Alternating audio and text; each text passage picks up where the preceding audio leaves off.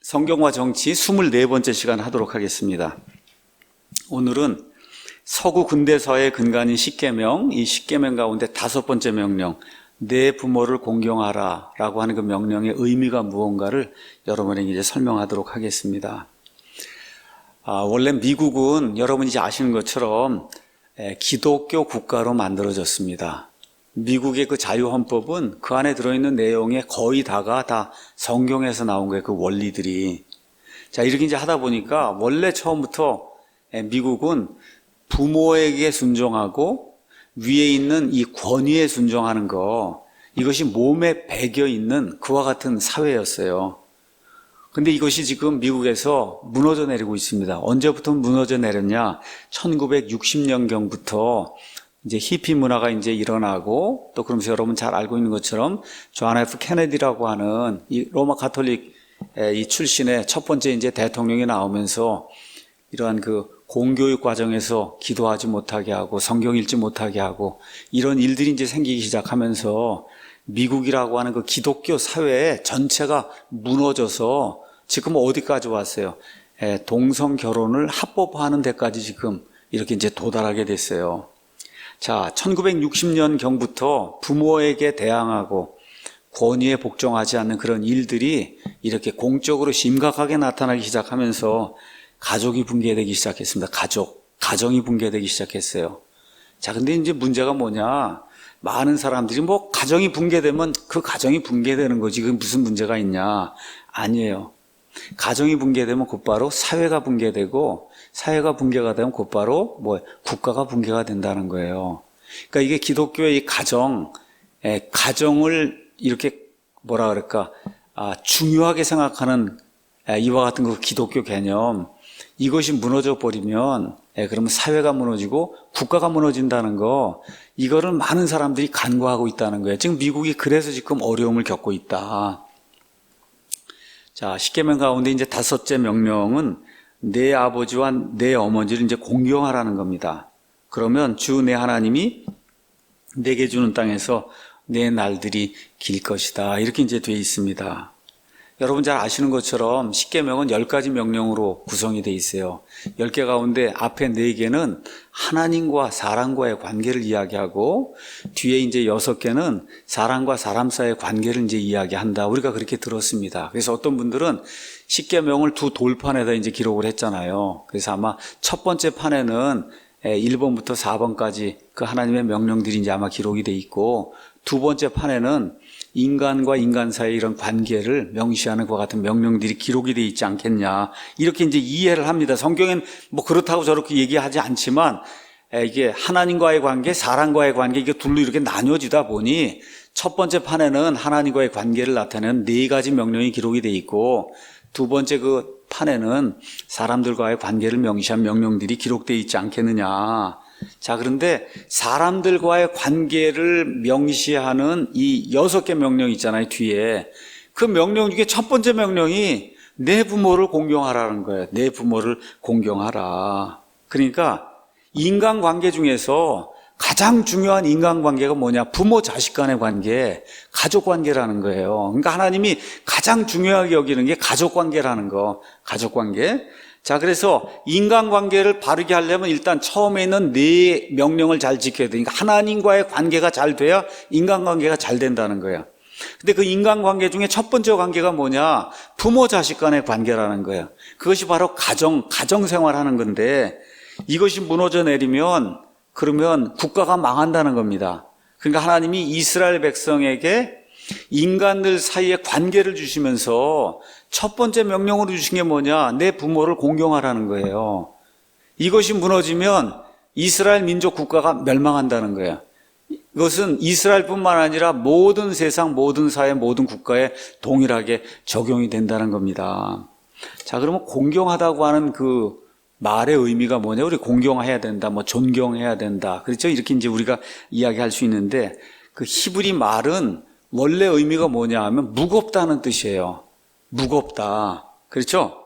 그러니까 이 무겁다는 말이 어디에 주로 사용되냐 하면 하나님의 영광을 이렇게 표현할 때 그때 이 무겁다는 말이 사용이 된 거예요.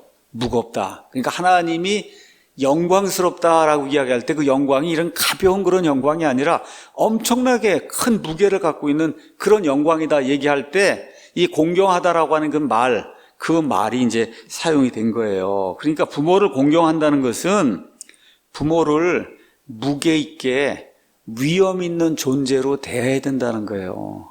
어머니, 아버지를 무게 있는, 위험이 있는 그런 존재로 대하는 거, 그게 공경한다는 그런 말이다. 그렇죠? 또 다른 식으로 얘기하면 부모를 가볍게 대하지 말라는 거예요.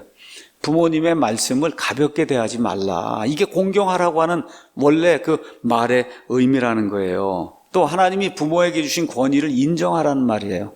공경하라고 하는 그런 말이 그런 뜻이라는 겁니다. 자, 이렇게 이제 되다 보니까 하나님이 이 부모하고 관련해서도 아까 안식일 규정하고 비슷한 그런 말씀을 주시는 거예요. 레위기 20장 9절 가서 보니까 이렇게 표현되어 있어요. 자기 아버지나 어머니를 저주하는 자는 다 반드시 죽일지니 그가 자기 아버지나 어머니를 저주하였은지 그의 피가 그에게 돌아간다. 그러니까 안식일 규정과 마찬가지로 아버지, 어머니를 몰래 저주하든지 마음속으로 저주하든지 이렇게 되면 그러면 그의 피가 그에게 돌아가는 말 그대로 죽여도 된다고 하는 이런 일이 그 안에 기록이 돼 있고 또 신명기 21장 18절에서 21절 같으면 아들이 하도 말을 안 들으면 그러면 부모가 그 아들을 장로들에게 데려가서 이 아들이 고집을 피우고 말을 듣지 않습니다. 그럼 어떻게 해요? 그러면 듣고 돌을 던져서 죽여도 좋다고 하는 그런 내용이 그 안에 이제 기록이 돼 있어요. 그렇죠? 이렇게 중요한 말씀인데도 불구하고 많은 사람들이 이 명령을 범하고 있다. 명령을 범하고 있어요.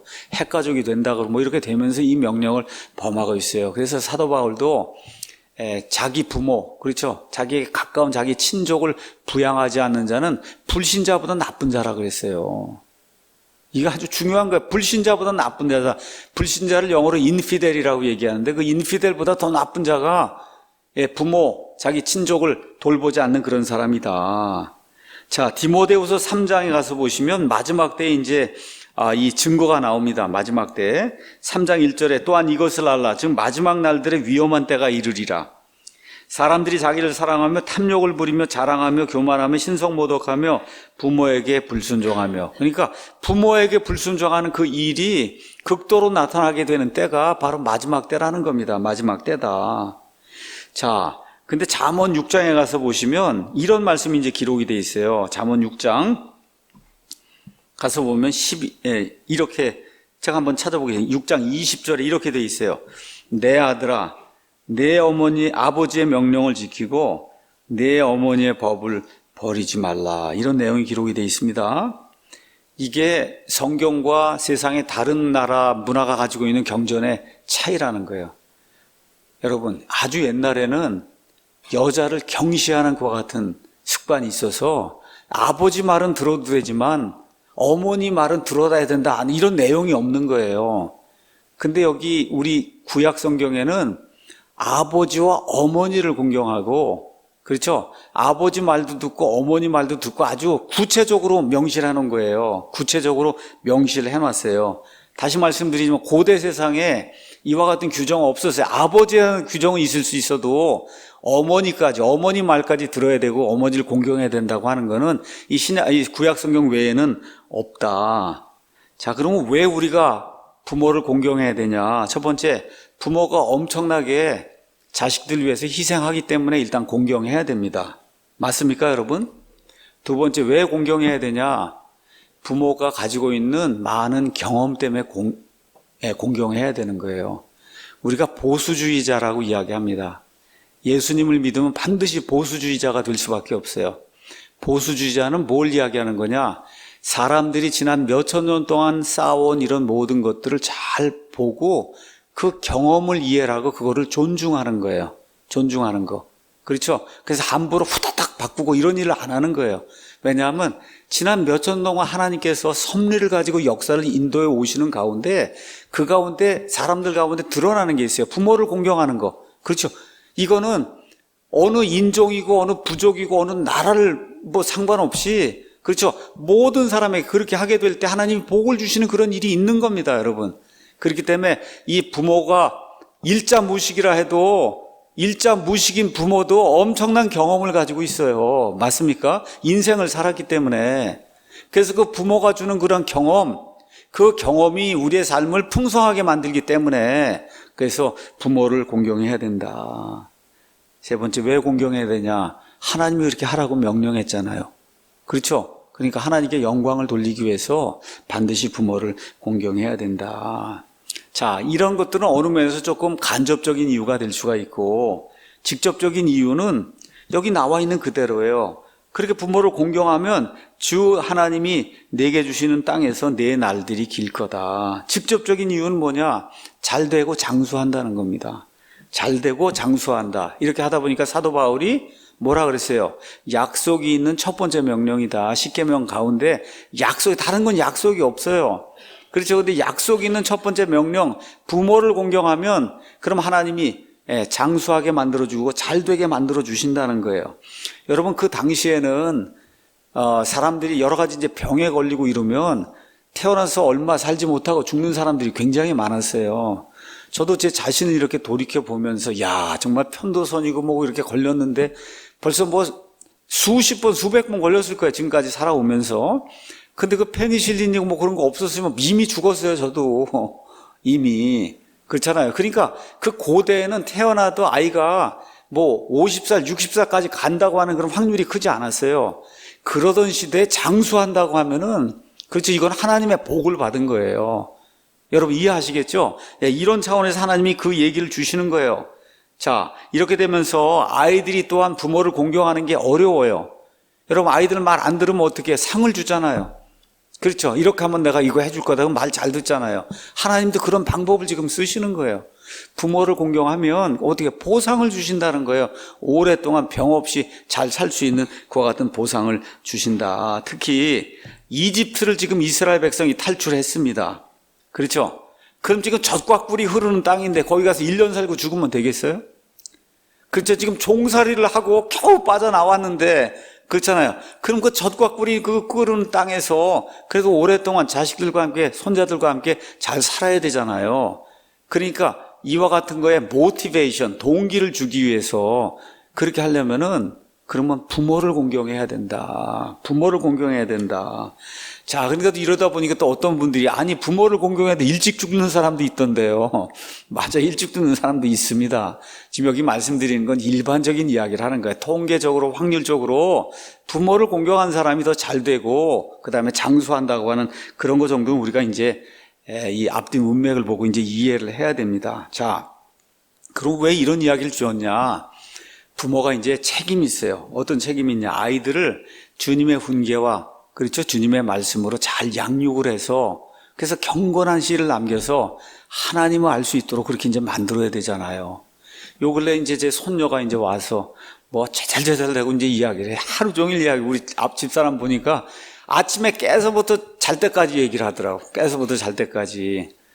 이제 그런 아이를 제가 보면서 딱 한 가지 소망이 있는 거예요. 기도하면서 하나님을 아는 지식에 이르도록 하나님께서 은혜를 베풀어 주십시오.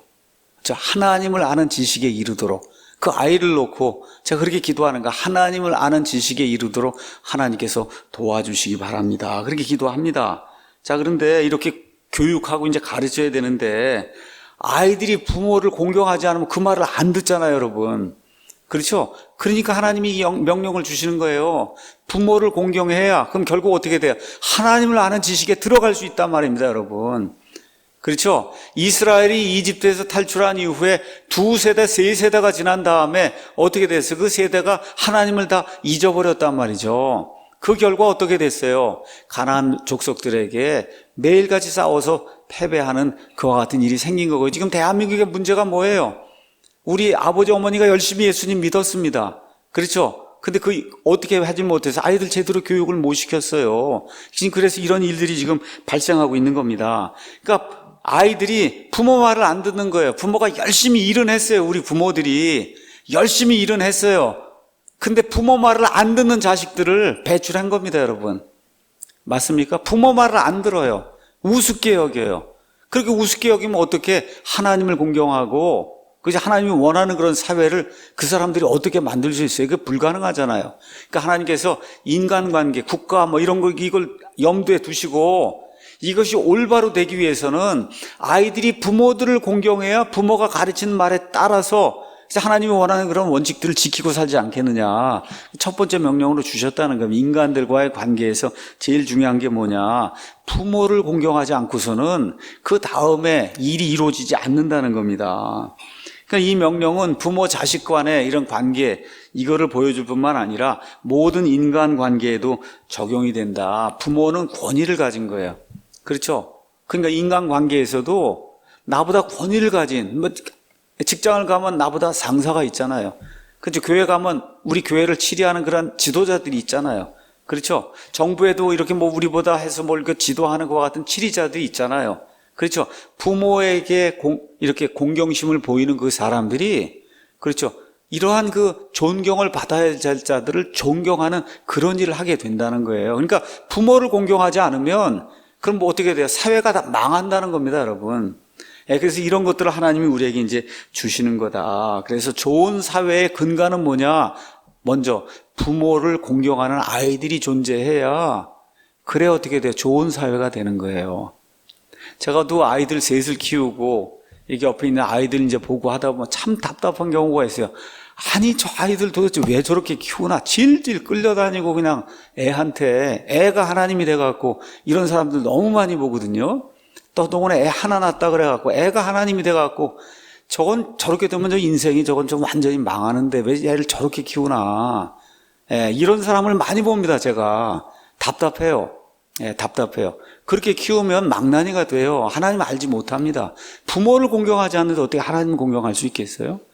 그렇잖아요. 자, 그래서 부모들이 우리가 하고 아니면 또 주어야 될 일이 있어요. 교육과 훈계를 줘야 됩니다. 기도를 해줘야 돼요. 또 격려해줘야 돼요. 상담해줘야 돼요. 보호해줘야 돼요. 그들의 필요를 다 충족을 시켜줘야 됩니다. 또 저와 여러분이 경건한 본을 보여야 돼요. 좋은 교육은 결혼, 한 번 하는 거, 남자와 여자가 결혼하는 거, 그렇죠? 직업, 부모의 역할, 이런 모든 것들을 다 보여줘야 되는 거예요. 성경교육도 부모가 이제 해야 되는 거예요. 자, 그래서 우리가 여러 가지를 늘 체크하며 살아야 된다, 부모로서. 자, 아이들이 부모에게 말대꾸하는가? 있을 수 없는 일이에요. 말대꾸. 부모가 이야기하는데 틱틱 말대꾸 하는 거. 이거 안 되는 거예요. 부모에게 숨기고, 그렇죠? 몰래 하려고 하는 거. 이거 안 되는 거예요. 이건 아이를 망치는 겁니다. 아이를 망치는 거다. 부모 몰래 마음속으로 부모에게 저주하는가? 아이들. 이런 걸 체크를 좀 해야 돼요. 그 다음에 돌아다니면서 부모에 대해 나쁜 이야기 하고 다니나. 아무리 부모가 악해도 그렇게 하면 안 되는 거거든요. 그렇죠? 그 다음에 또 우리가 뭘 체크를 해야 되냐. 부모 자식 간의 관계를 강화하려고 노력하고 있느냐. 또 아이들이 부모를 잘 대접하고 있느냐. 이것도 가르쳐야 되는 거예요. 가르쳐야 되는 거다. 자, 예수님을 한번 보겠습니다. 예수님이 십자가에 달려 지금 있어요. 근데 거기 누가 왔어요? 예수님 어머니 마리아가 왔잖아요. 그 죽는 순간에도 요한에게 뭐라 그래? 내 어머니다. 그렇죠? 그래서 잘 돌보라고 얘기해서 죽을 때까지 요한이 그 마리아를 돌보잖아요. 하나님이신 그분이 이 땅에 오셔서, 그렇죠? 인간의 몸을 입고 오셔서 죽는 그 순간까지 보여준 게 뭐예요? 부모를 공경하는 거 보여줬잖아요. 그렇죠? 이렇기 때문에 이게 대단히 중요한 거다. 우리가 이제 그렇게 영적인 의미를 생각을 하시면 좋을 것 같습니다. 자, 데니스 프레거가 부모를 공경하는 거, 여기에 대해서 사회, 경제, 정치적으로 어떤 의미를 부여했는지 여러분에게 잠깐 소개하도록 하겠습니다.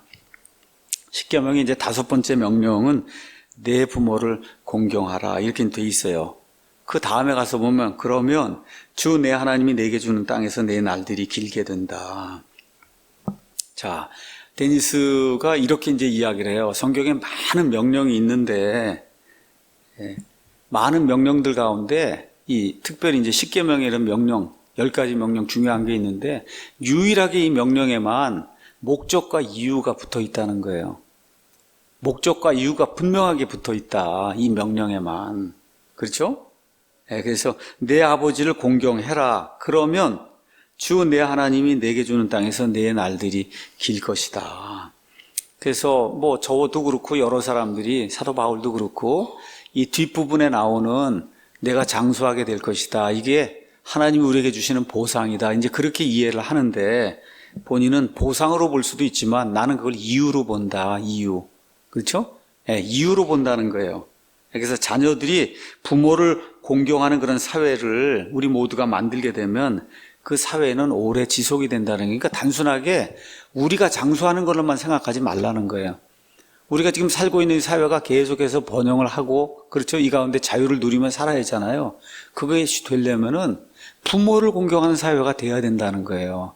그러니까 단순하게 개인의 장수뿐만 아니라 우리가 지금 살고 있는 이 사회, 국가 이것이 자유민주주의, 자유시장 경제 이런 틀 안에서 오랫동안 존속이 되려고 하면 그 안에 거하는 모든 사람들, 특히 자식들이 부모를 공경하는 그런 일이 있어야만 이런 일이 발생을 한다는 거예요. 참 이게 참 좋은 포인트인 것 같아요. 그냥 단순하게 영적인 의미뿐만 아니라 반대로 그러면 자녀들이 부모를 공경하지 않으면 그 사회는 필연적으로 멸망한다는 겁니다. 미국이 지금 그렇게 돼 있는 거고 우리나라가 지금 그런 방향으로 달려나가는데 여러분 그게 전 세계 모든 나라의 추세예요. 그래서 아까 우리가 읽었던 디모데 전서에 나오는 그 말씀처럼 마지막 때 위험한 때가 올 때 나타난 징조가 뭐냐? 부모를 공경하지 않는 그런 일이 모든 사람들에게 생긴다는 겁니다. 이게 예수님 재림의 마지막 때의 증거라고 하는 것도 저와 여러분이 기억을 해야 돼요. 자, 부모를 공경하는 거하고 우리의 문명을 지속하는 것 사이의 이 관련성, 여기에 대해서 아는 사람들이 너무 없다는 거. 뭐 부모 공경 안 해, 그게 무슨 상관이 있어. 근데 지금까지 인류 역사를 보면 부모를 공경하지 않으면 그 사회가 멸망한다는 겁니다. 그 사회가 존속이 될 수 없다는 거예요. 근데 놀라운 일이 발생하고 있다는 거예요. 특히 미국에서 이상한 일이 발생하고 있다는 거예요. 많은 교육을 받아요, 사람들이. 미국에서 뭐 최고의 이런 대학에서 교육을 이제 받습니다. 근데 뭐라 그러냐? 아이들에게 나를 공경하지 말라 그런다는 거야. 아이들에게 뭐라 그래? 나를 사랑만 하면 되지 나는 공경하지 않아도 된다. 사랑만 하라는 거예요. 사랑만 한다. 자, 여러분, 공경하는 거하고 사랑하는 건 다르다는 거예요. 공경한다는 것은 부모를 권위를 가진 그와 같은 존재로 인정한다는 거예요. 인정한다. 그런데 많은 교육을 받았던 사람들이 이런 개념을 스스로 버리고 거부한다는 거예요. 그래서 뭐라 그러냐? 나는 이 아이의 친구다. 친구. 얼마나 많은지 모릅니다. 이 아이의 친구가 돼야 되겠다. 이건 하나님의 개념이 아니라는 거예요. 부모는 친구로 주신 게 아니라는 거예요, 하나님이.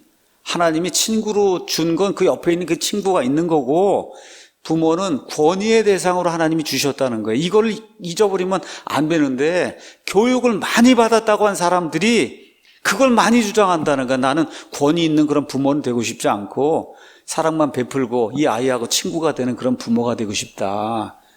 이게 성경적으로 이야기하면 어불성설이라는 거야. 말이 안 되는 거다. 자, 그러면서 뭐라고 얘기하느냐. 많은 부모들은 자식들이 자기들을 공경하지 말고 사랑해 주기만을 바란다는 거예요. 그러나 십계명을 포함해서 성경은 뭐라고 얘기하냐. 부모를 사랑하라고 말하지 않는다는 겁니다. 성경은 뭐라고 얘기해요? 부모를 공경하라고 이야기한다는 거예요. 참 이게 좋은 포인트입니다, 여러분.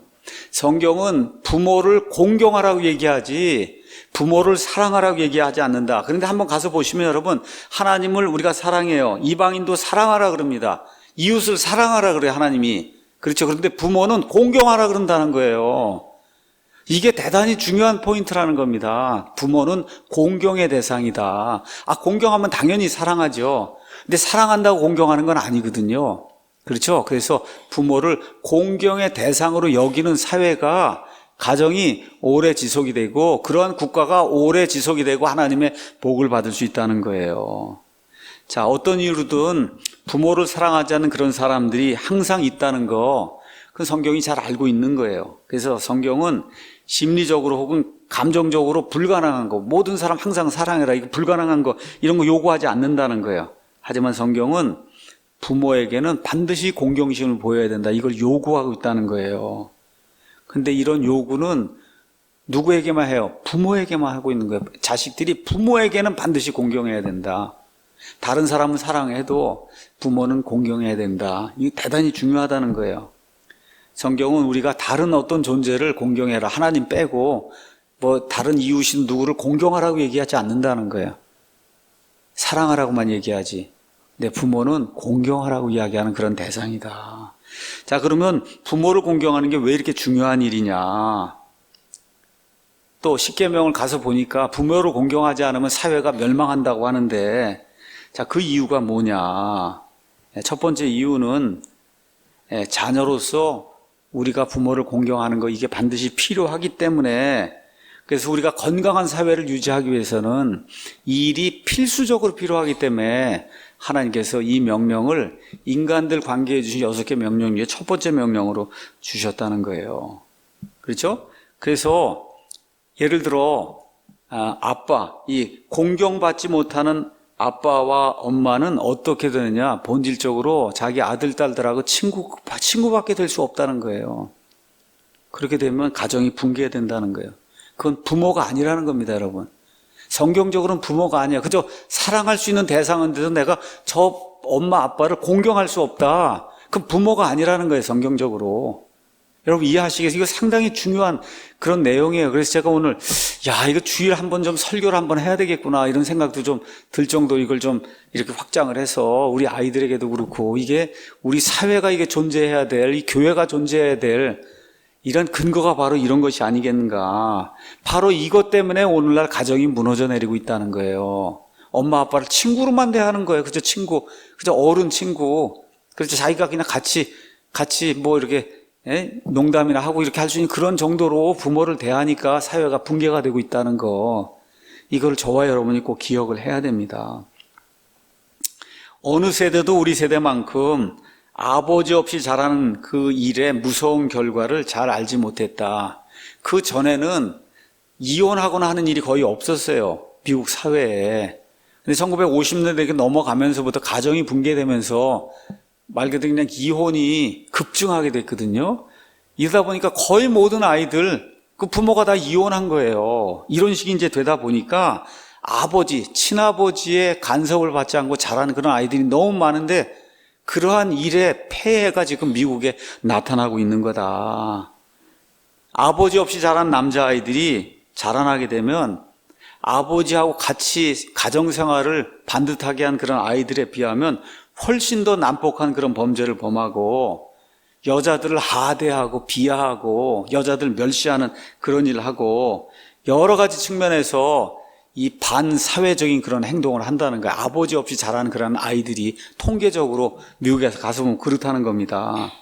또 공경할 대상인 그 아버지가 없이 자란 이와 같은 그 여자 아이들은 어릴 때부터 잘못된 그런 남자들을 성적인 그런 대상으로 이렇게 삼으면서 성적, 도덕적으로 문란해지기 쉽다는 거예요. 그러니까 아버지가 그렇게 중요한 거다, 아버지의 역할이. 둘째, 우리가 부모를 공경한다 하는 그것은 뭘 이야기하느냐? 부모를 공경하면은, 그러면 부모가 앞에 가서 회개복을 해야 되잖아요. 아이들이 내가 이거 잘했다 못했다 이런 거 하잖아요. 이걸 통해서 나중에 이 아이들이 점점 자라면서 내 부모가 아니라 나와 내 부모를 만든 어떤 창조자, 그 창조자 앞에 가서 내가 회개보고해야 될 때가 있다 하는 것을 알게 된다는 거예요. 이 부모를 공경하게 될 때. 여러분 이해하시겠죠? 그와 같은 존재로 하나님이 이 부모를 주었다는 겁니다. 그래서 우리를 뛰어넘는, 인간을 뛰어넘는 그와 같은 도덕적인 이와 같은 권위를 가진 이와 같은 창조자 하나님이 계신다, 이런 거를 결국 아이들이 이해하게 되니까 부모를 잘 공경하는 아이들이 그렇게 될 확률이 훨씬 더 크다는 겁니다. 하나님이 인정하게 되고. 이러한 생각이 없다면 결코 우리가 도덕적인 사회를 만들 수도 없고 유지할 수도 없다는 거예요. 부모 공경이 안 되면은. 맞습니까, 여러분? 자, 그래서 궁극적으로 우리의 이 궁극적인 도덕적 권위는 부모가 아니라 아버지 하나님이시거든요. 그렇지만 이 세상에 있는 아버지와 어머니를 공경하지 않는 사람이 보이지 않는 하나님을 공경한다는 거 불가능한 거다. 그렇게 지금 이야기하고 있는 거예요. 그래서 프로이드라고 한 사람 아시죠? 이러한 어느 면에서 이제 악한 이와 같은 그 심리학자, 이런 사람, 정신의학의 아버지다라고 불리는 사람인데 무신론자입니다. 근데 이 사람이 재미있는 연구를 했어요. 그것이 뭐냐 하면 어떤 사람이 자라나면서 자기 아버지를 대하는 그 태도가 나중에 그 아버지를 대하는 그 태도가 나중에 하나님을 대하는 태도로 형성이 된다는 거예요. 아버지를 두려워할 줄 알고 아버지에게 회개 보고해야 된다는 그런 생각을 가지고 살다 보면 그런 사람이 나중에 이 모든 것 위에 계시는 하나님을 이렇게 사랑하는 그런 사람이 될 확률이 확률적으로 크다는 거예요. 그걸 또 밝혀냈다는 겁니다. 자, 부모를 공경하는 것이 사회의 기초, 근간이 되는 데는 또 다른 이유가 있다. 이것도 아주 중요한 겁니다. 부모를 공경하는 것은 전체주의라고 하는 사악한 체제에 대한 최고의 해독제다. 지금 이 대한민국이 지금 전체주의 사회로 뭐 말할 수 없는 독재가 이루어지고 있잖아요, 지금. 그렇죠? 이러한 그 사회주의라고 하는 게 이게 전체주의적인 이런 시스템인데 전체주의 운동을 하면서 사회주의로 몰고 가는 그런 사람들, 이런 사람들이 첫 번째 시행하려고 하는 일이 뭐냐 하면 부모와 자녀의 연대 관계를 끊는 거예요. 이렇게 해야 되면 부모에게 바쳐야 될 충성이 있잖아요, 아이들이. 그걸 어디에 바치게 돼요? 국가에 바치게 되는 그런 일이 생기게 된다는 거예요. 참 재미있는 이야기 합니다. 민주주의 사회에서도 정부가 커지면 커질수록 그럼 어떻게 돼요? 부모의 역할을 더 많이 뺏어간다는 겁니다, 여러분. 그렇죠. 정부가 다 해준다 그러니까 아이들이 어떻게 부모 의지하지 않게 되거든요. 다 무상으로 해준다고 하니까 어떻게 돼? 부모가 다 일르고 부모가 뭐 때렸습니다 가서 일르고 뭐 하는 그런 일들이 이 민주주의 국가라고 하는 데서 정부가 커지면 커질수록, 그렇죠. 그럼 그런 악한 일이 생기는 거예요. 정부가 커지면 커질수록 어떻게 돼요? 전체주의 독재 시스템이 되는 거거든요. 이런 사회를 막으려고 우리가 어제 나가서 이렇게 항의를 한 거예요. 맞습니까, 여러분? 예. 자, 마지막으로 부모를 공경할 수 있는 그런 방법은 많다. 근데 일반적인 원칙은 이겁니다. 부모를 특별한 존재로 대해야 된다는 거예요. 저와 여러분의 부모를 특별한 존재로, 부모는 특별하다는 거다. 그러니까 특별한 방법으로 부모를 대해야 된다는 겁니다. 다른 사람에게 하듯 부모에게 말하면 안 된다는 거예요. 우리 아이들 다른 사람에게 이렇게 틱틱대고 얘기하듯 부모에게 그렇게 얘기하면 안 된다. 그렇죠? 예를 들어 친구한테는 욕할 수 있어요. 부모에게 욕하는 건 안 된다는 거예요. 안 된다. 그렇죠? 미국 사람들 같으면 부모 이름을 부르는 사람이 있어요. 쫙 자기 아버지한테. 이거 안 된다는 거예요. 어떻게 부모 이름을 부르냐는 거예요, 그게. 근데 미국에 이 못된 아이들이 그렇게 하고 있거든요. 엄마, 아버지 이름을 가서 이제 불러요. 이런 거 하면 안 된다. 그리고 집을 떠나 결혼해도 반드시 부모님과 연락을 하고 자주 찾아뵙고 그런 일들을 해야 된다. 부모와 연락하지 않는 것은 부모를 공경하지 않는다는 거예요. 부모를 공경하지 않는 거다. 자, 이렇게 하다 보니까 또 어떤 사람들이 이유를 들고 나와요. 근데 살다 보면 부모가 너무 잔인해서 도저히 존경할 수 없는 그런 부모가 있지 않습니까? 그렇기 때문에 저는 제 부모를 공경할 수 없다. 뭐 그렇게 이야기를 들고 나온 사람도 있다는 거예요. 뭐 있을 수 있는 겁니다. 그렇지만 이거는 극히 제한적인 그런 경우지, 진짜 어떤 부모가 그 자식을 그렇게 잔인하게 대하겠어요. 그렇잖아요. 그러니까 보편적이지 않는 그런 이유를 들고 와서 나는 이래서 부모를 공경할 수 없다, 이렇게 이야기하면 안 된다는 거예요. 자, 그래서 마지막으로 이걸 기억하기 바랍니다. 뭘 기억해야 되냐? 저와 여러분의 부모를 공경하는 것을 우리 아이들이 보면 필연적으로 그 아이들이 저와 여러분을 공경하게 된다는 거예요.